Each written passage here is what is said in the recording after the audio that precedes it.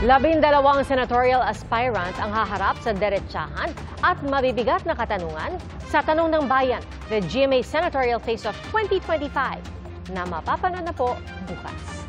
Ating saksihan.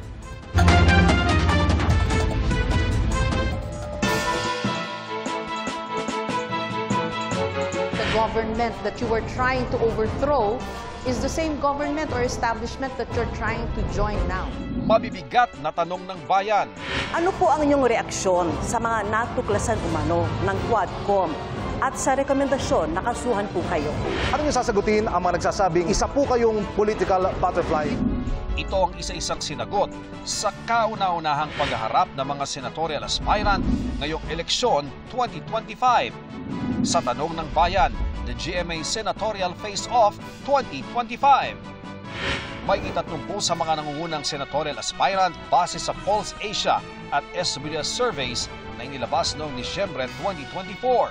Ang inimbitahan ng programa, may mga tumanggi, may mga walang tugon, at may ilang umatras. Sa huli, 12 senatorial aspirant ang kumasa sa hamon para harapin ang mga tanong ng bayan. Upang makilala at makilati sa mga botante ang kanilang mga plataforma at kakayahan para sa matalinong pagboto sa eleksyon 2025. Ang harapan na ito, pangungunahan ng pinakapremyadong broadcast journalist ng bansa na si Jessica Soho, kasama ang panel ng mga batikang mga mamamahayag ng GMA Integrated News at GMA Public Affairs. Sina Vicky Morales, Emil Sumangil, Pia Arcangel at Cara David. Pwede po bang pakilinaw? Tatanggap po ba talaga kayo ng pork barrel o hindi? Ano po ang magiging ambag ng isang walang karanasan sa politika pagdating niya sa Senado? Mapapanood na yan sa darating na Sabado, February 1, 9 p.m. sa GMA.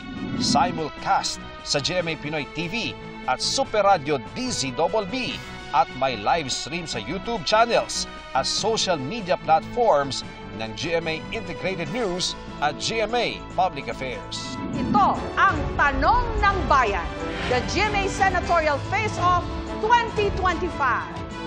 Para sa GMA Integrated News, ako si Ian Cruz, ang inyong saksi. Mga kapuso, maging una sa saksi. Mag-subscribe sa GMA Integrated News sa YouTube para sa iba't ibang balita.